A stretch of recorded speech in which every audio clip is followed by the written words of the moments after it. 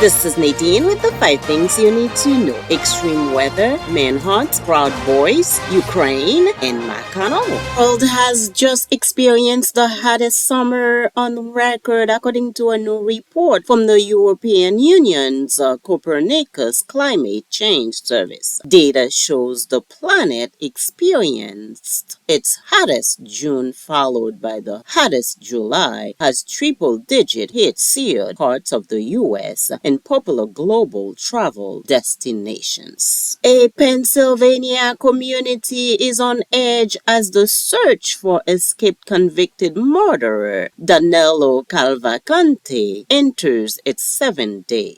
The 34-year-old escaped from Chester County Prison on Thursday, initially launching authorities into a multi-day search.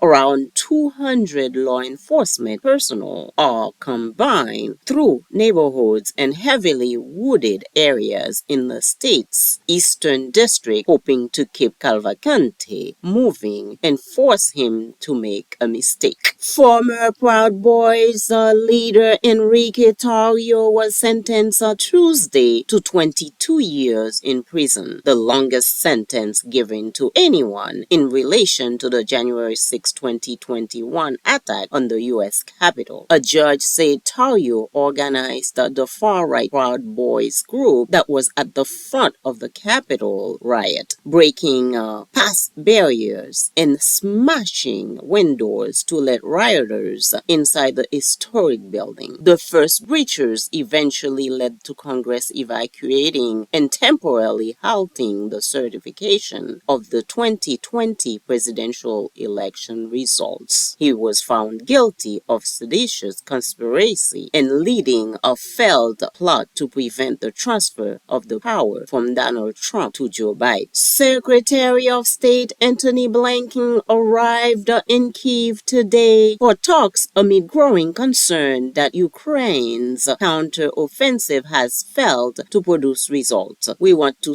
hear how they intend to push forward in the coming weeks, a senior State Department official told reporters. The visit by Washington's top diplomat comes less than a month after President Joe Biden asked Congress for more than $24 billion to help Ukraine defeat Russia in the ongoing war, as some polls show the American public's support for continued funding is beginning to soften. Senate Republican leader Mitch McConnell is expected to address his health today during a closed-door GOP conference meeting after 2 recent health scares in front of TV cameras. Last week, the 81-year-old Kentuckian stood silent for around 30 seconds in the middle of a news conference, the second time he had endured a frozen-on-camera moment since July. The Capitol's attending physician, Brian Monahan, said in a new letter released by McConnell's